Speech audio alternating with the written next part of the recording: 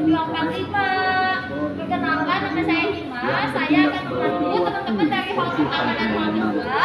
Dan selanjutnya di hall ketiga dan seterusnya, teman-teman akan dibantu oleh rekan saya yang juga sama berbagai anggota konsultan.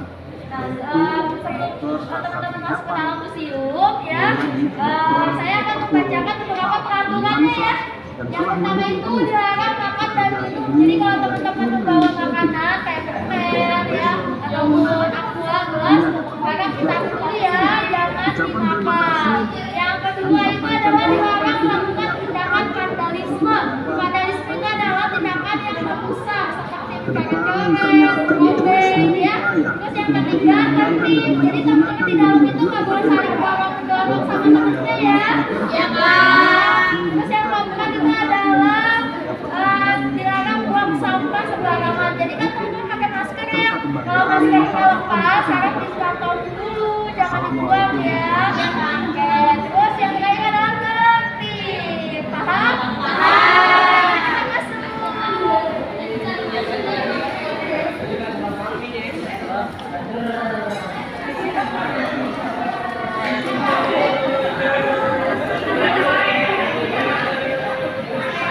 Natin cahaya lah Pak Boy.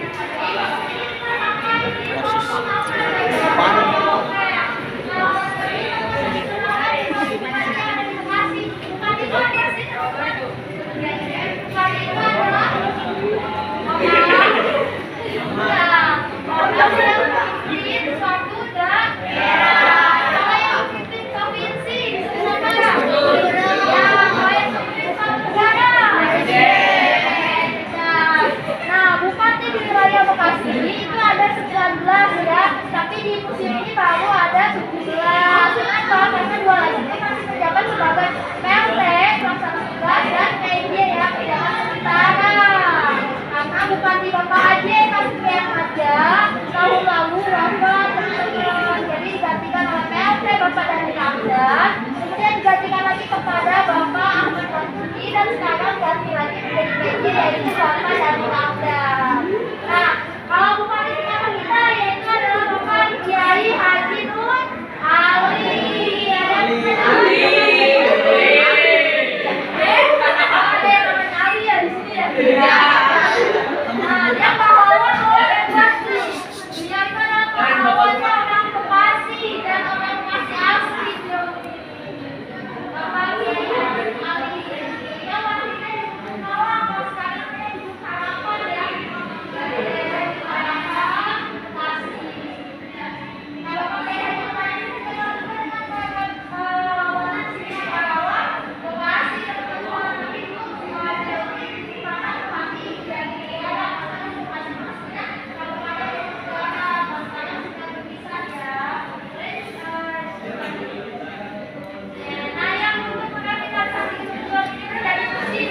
Yaitu Bapak Ajeka Setia Ahmada.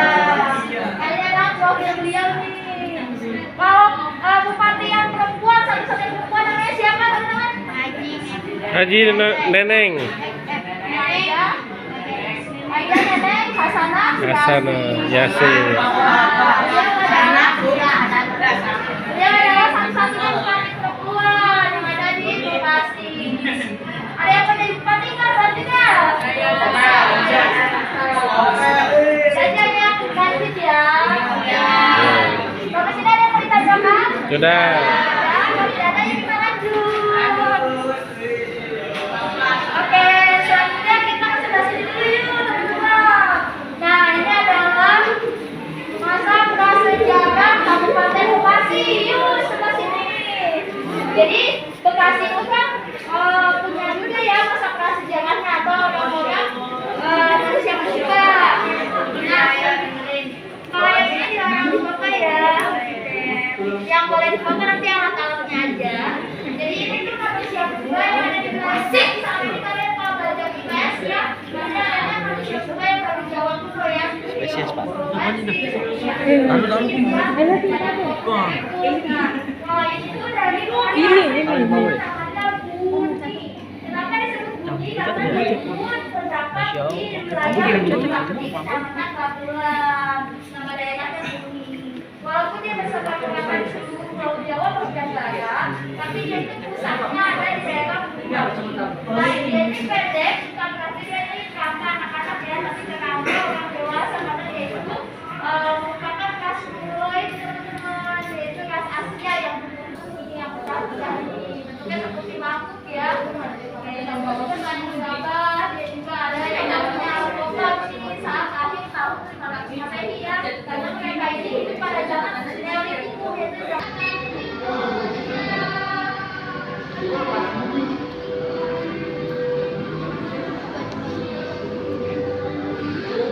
yaitu prasasti Jambu, prasasti Muara Ciantan, prasasti Kebun Kopi, prasasti Ciaretan, sama prasasti Pasir Awi.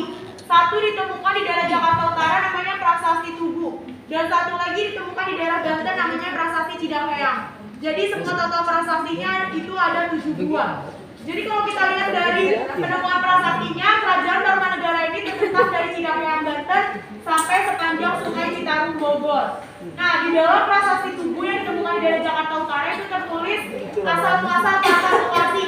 Teman-teman ada yang tahu asal-muasal kata Bekasi? Bagasasi. Belum ya? Belum. Oh, bapaknya tahu tuh. Jadi asal-muasal kata Bekasi itu berasal dari salah satu nama sungai di India. Dulu ceritanya Kerajaan Tarumanegara ini tuh sering banjir. Akhirnya rajanya yang terkenal yang mengantarkan Kerajaan Tarumanegara ini ke masa kejayaannya, yaitu Raja Purnawarman, menyuruh para prajuritnya untuk menggali sebuah sungai. Sungai itu yang sekarang kita kenal adalah Kali Bekasi. Di dekat stasiun Bekasi itu yang digali oleh Purnawarman untuk mengatasi banjir dan mengairi sawah. Dulu nama sungai itu diambil dari salah satu nama sungai di India, namanya adalah Chandrabhaga. Chandra artinya bulan, Baga artinya bagian. Jadi kalau disatukan artinya jadi bagian dari bulan. Di dalam bahasa Jawa kunonya itu rada cadel ya. Mereka kalau ngomong Bagasasi itu suka bagasi. Dari situlah lahir kata Bekasi. Jadi asal-muasal kata Bekasi itu dari Chandrabhaga berubah menjadi Bagasasi, baru lahirlah kata Bekasi. Nah, kalau yang di belakang teman-teman ini adalah bangunan ciri khas Kerajaan Tarumanegara berupa tumpukan bata merah, di mana bangunannya yang masih ada sampai sekarang itu ada ini hanya replikanya aja, aslinya itu ada di daerah Batu Jaya, Karawang. Ada yang pernah sana nggak? Dia berupa candi, namanya Candi Jiwa sama Candi Gagongan, candi di tengah sawah gitu. Dan dulu pada masa Kerajaan Tarumanegara itu agamanya masih Hindu sama Buddha. Ajaran Islam itu belum masuk. Ajaran Islam nanti masuk pada waktu masa kerajaan Pajajaran. Sudah. Ada yang mau ditanyakan? Tidak? Kamu nanya apa? Mau nanya apa? Tidak ada ya? Itu kaki Raja Purnawarman. Kalau ini kaki gajahnya Raja Purnawarman. Jadi di situ Purnawarman itu punya gajah. Itu tuh sebagai kendaraannya dia.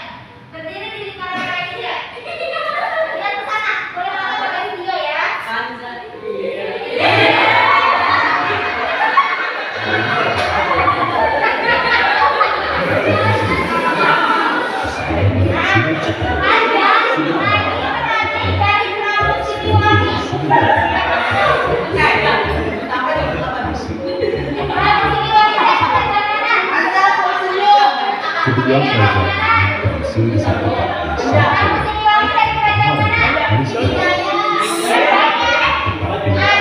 Sanjaya menempati sehingga kerajaan Sunda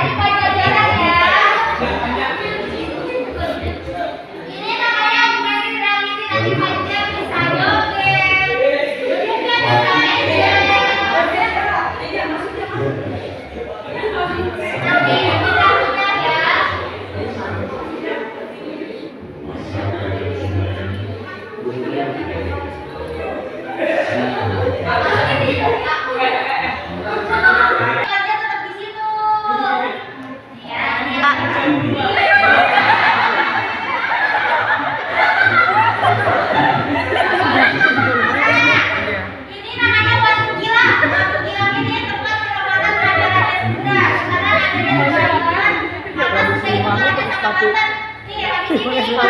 kurang. Nanti yang kayak kurang nih. Aja bisa joget. Joget enggak?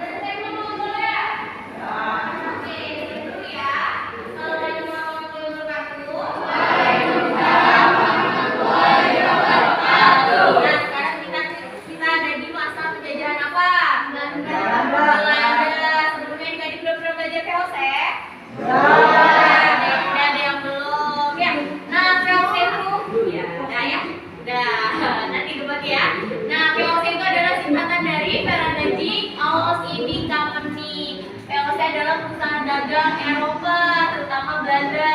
Belanda itu pertama kali datang ke Indonesia mendarat mana, ada tahu? Bukan, di Banten ya. Jadi Belanda tuh datang ke Nusantara, pertama kali di Indonesia tuh di Banten. Ingat-ingat ya.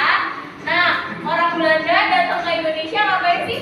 Niatnya mencari rempah-rempah dan menjajah Indonesia. Nah, rempah-rempah itu apa aja sih? Yang dapur kayak kunyit.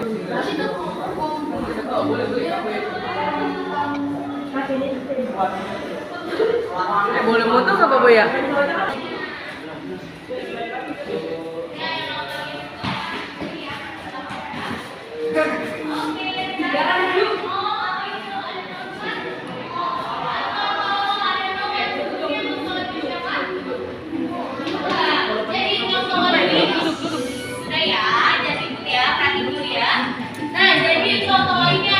Pahlawannya rakyat Bekasi atau banditnya Bekasi atau juga si Pitumnya Bekasi. Kalian tahu si Pitung? Kalau si Pitung punya siapa? Jakarta. Jakarta. Kalau Bekasi itu punyanya Entong Tolok. Kenapa sih namanya Entong Tolok? Karena kalau di Bekasi atau di Betawi, Entong itu adalah sebutan anak laki. Kayak Pitung, si Pitung ya. Nah, Entong Tolok ini tuh melihat perekonomian orang Bekasi atau dulu itu banyak banget orang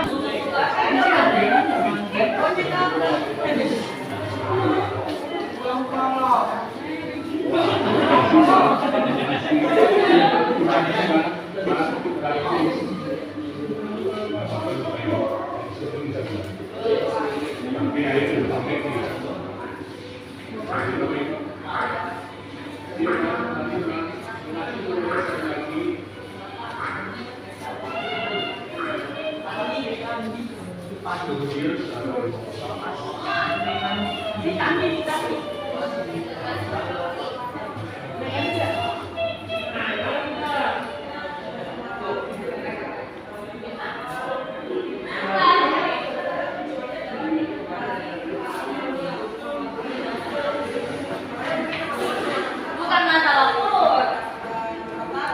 Ya itu dia sangat baik sekali, bahkan dia memproklaim diri dia sebagai cahaya Asia, pemimpin Asia, yang pelindung Asia, saudara jauh bersama Asia. Karena dia juga datang dengan baik-baik sebenarnya ya, seperti itu, dan dia menjanjikan untuk membantu mengusir penjajahan dari kulit putih seperti itu ya. Cuma ternyata kebaikan dia ini ada maunya gitu ya, bahkan dia melatih masyarakat Nusantara pada saat itu untuk berlatih bersama dalam militer.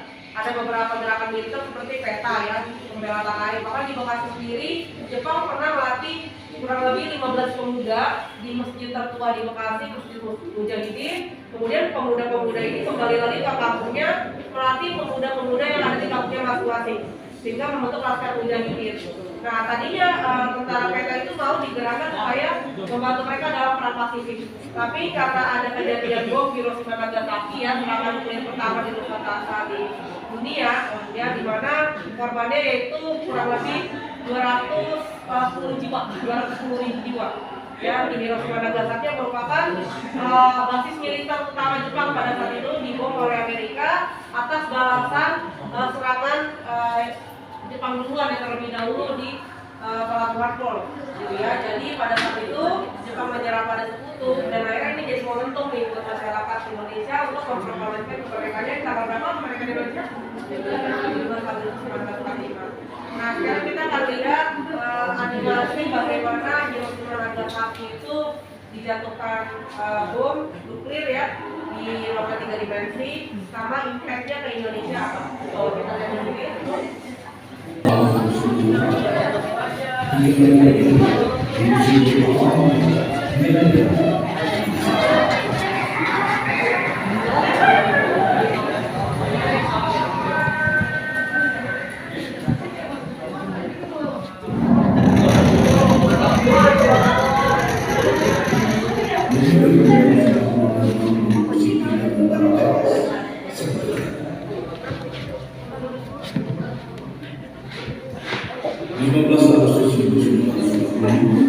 Melalui silaturahmi Kaisar Jepang mengumumkan menerima masyarakat tersebut. Berita menerima juga langsung tersiar di seluruh dunia. Di Jakarta, berita kedatangan yang terjadi itu oleh para pemuda untuk menyambut kemerdekaan Indonesia. 17 Agustus 1945, 2 hari setelah Jepang mengumumkan kalah, Soekarno Hatta memproklamasikan kemerdekaan Indonesia. Namun, proklamasi kemerdekaan Indonesia adalah kemenangan.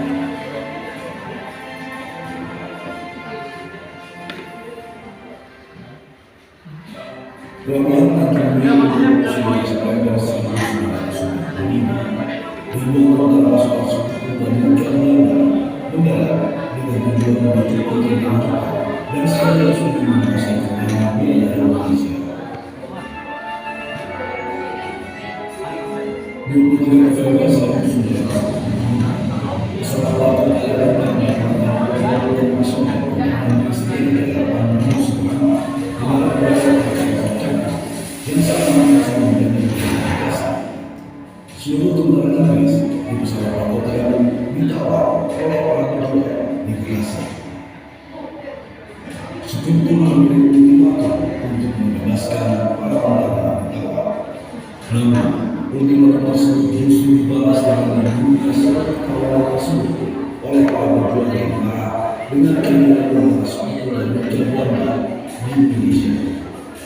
Sekutu menolak invasi militer berskala besar dijual rawan di sejumlah wilayah di Bekasi. Setelah proklamasi kemerdekaan, Bekasi masih menjadi sasaran amat Belanda. 21 Juli 1945, tentara Belanda menjadi korban di era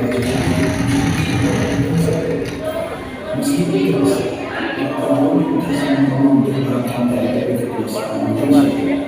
Baik, adik-adik, silakan kita akan lanjut ke nomor selanjutnya.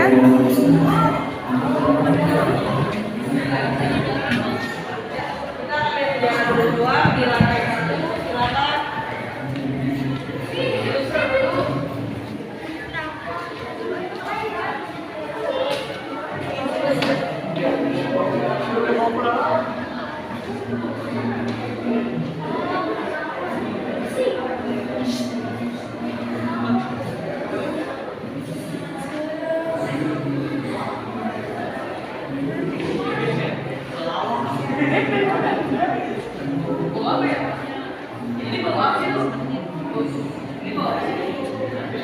Kelelawar, sarang kelelawar.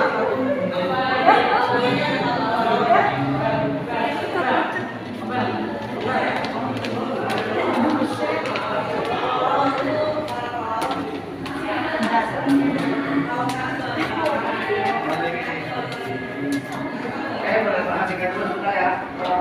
Ini dari sekolah mana?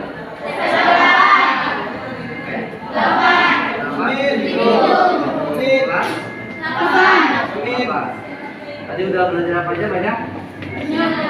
Ngerti? Ngerti. Kalau di sini kakak mau menjelaskan sejarah tentang Gunung Juang dari pertama pembangunan sampai sekarang.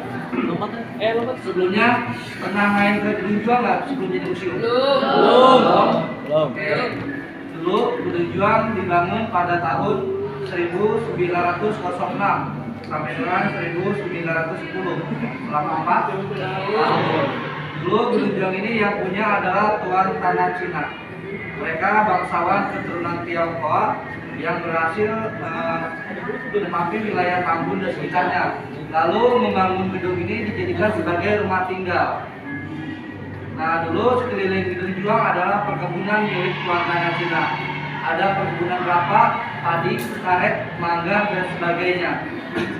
Dan gedung-gedung yang kecil di sebelah gedung utama ini adalah gedung penunjang yang difungsikan sebagai tempat penyimpanan hasil perkebunan milik tuan tanah Cina. Dulu Gunung Juang namanya adalah Laguis Tambun. Bacanya depannya.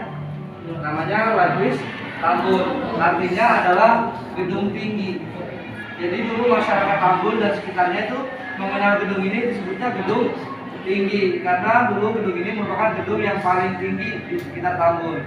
Lalu berubah nama menjadi Gedung Juang 4. Nah, karena Gedung Juang merupakan saksi bisu perjuangan perlawanan orang-orang Indonesia khususnya Bekasi dalam kemerdekaan Republik Indonesia.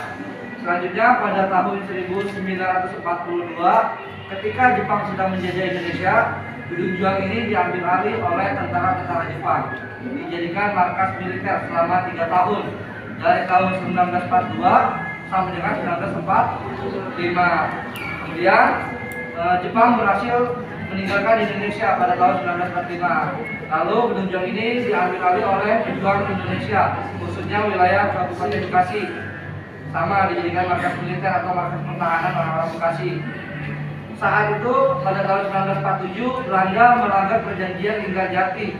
Kemudian Belanda mengambil alih gedung ini, sama dijadikan juga markas militer sama orang Belanda, dijadikan pusat pertahanan mereka. Itu selama 1 tahun.